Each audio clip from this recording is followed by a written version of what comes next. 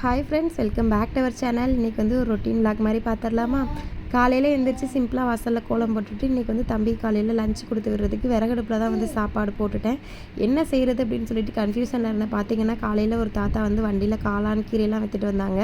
சரி அப்படின்னு சொல்லிட்டு காளான் வாங்கி நீ காளான் பிரியாணி தான் பண்ண போகிறேன். காலையிலே பார்த்தீங்கன்னா இப்போ தம்பிக்கு ஏதாவது ஒரு ஜூஸ் போட்டு கொடுத்துட்றது. தம்பி வந்து அழகாக குடிச்சிட்டு தம்பி வந்து ஸ்கூலுக்கு கிளம்புறதுக்கு ஆரம்பிச்சிருவார். நான் அந்த கேப்பில் பார்த்தீங்கன்னா சைட் பை சைட் லஞ்ச் வேலை எல்லாமே முடிஞ்சிட்டு தம்பிக்கு வந்து ஆம்லெட் எல்லாம் போட்டு லஞ்ச் பேக் பண்ணிட்டேன்.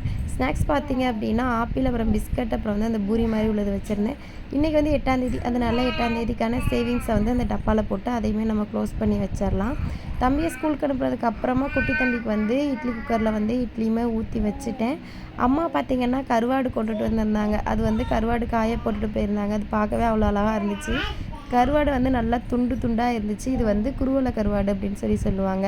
மத்தியானம் லஞ்சுக்கு பார்த்திங்கன்னா அப்பாட்ட வந்து கறி வாங்கிட்டு வர சொல்லியிருந்தேன். அப்புறம் வந்து கறியை வந்து உப்பு கறி போடலாம் அப்படின்னு சொல்லிட்டு விறகடுப்பே பற்ற வச்சு உப்பு கறி வந்து சைட் பை சைடு போட்டுட்டேன். உப்பு கறிக்கு வந்து மேட்சிங்காக இருக்கிறது பார்த்திங்கன்னா மிளகு ரசம் தான் நல்லாயிருக்கும். அதனால் வந்து ஒரு பக்கம் வந்து மிளகு ரசமே வச்சு வந்து இறக்கியாச்சு. அப்புறம் என்ன லஞ்சு சாப்பிட வேண்டியதான். சாதம் வச்சு உப்பு கறி வச்சு காலையில் காளான் தொக்கு கொஞ்சம் வச்சுருந்தேன், அது இருந்தது, அதையும் சேர்த்து சாப்பிட்டாச்சு.